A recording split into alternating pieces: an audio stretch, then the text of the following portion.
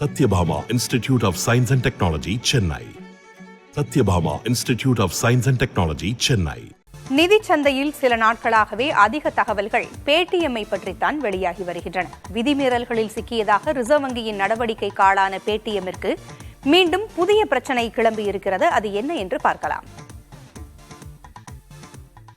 விதிமீறல்களில் ஈடுபட்டதாக Paytm payments வங்கியின் அனைத்து பரிவர்த்தனைகளுக்கும் தடை விதித்துள்ள ரிசர்வ் வங்கி அதற்கு மார்ச் 15ஆம் தேதி வரை காலக்கெடுவும் விதித்துள்ளது.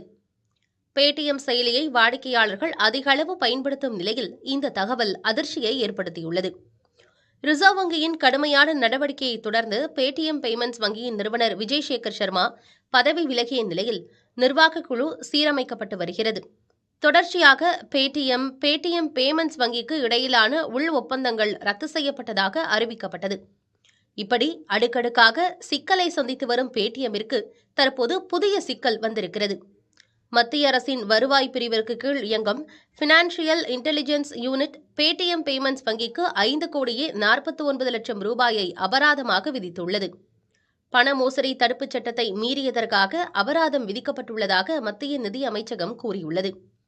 ஆன்லைன் சூதாட்டத்தை ஏற்பாடு செய்யும் சட்டவிரோத செயல்களில் ஈடுபட்டுள்ள சில நிறுவனங்கள் மற்றும் அவற்றின் வணிக பரிவர்த்தனைகள் பற்றிய தகவல்களை சட்ட அமலாக்க முகவர்களிடமிருந்து பெற்ற பிறகு பேடிஎம் பேமெண்ட்ஸ் வங்கியின் மீது மதிப்பாய்வை பினான்சியல் இன்டெலிஜென்ஸ் யூனிட் தொடங்கியதாக மத்திய நிதி அமைச்சகம் தெரிவித்துள்ளது.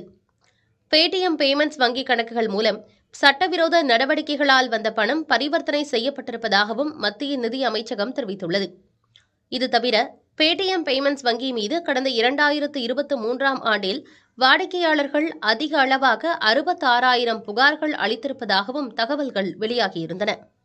இதற்கிடையே 2 ஆண்டுகளுக்கு முன்பு தங்கள் வங்கியில் நிறுத்தப்பட்ட வணிக பிரிவிற்கே இந்த அபராதம் பொருந்தும் என தெரிவித்துள்ள அந்த வங்கியின் செய்தி தொடர்பாளர் அதன் பிறகு தாங்கள் கண்காணிப்புகளை மேம்படுத்தியுள்ளதாகவும் பினான்சியல் இன்டெலிஜென்ஸ் யூனிட்டிற்கு பதில் கூறியுள்ளார்.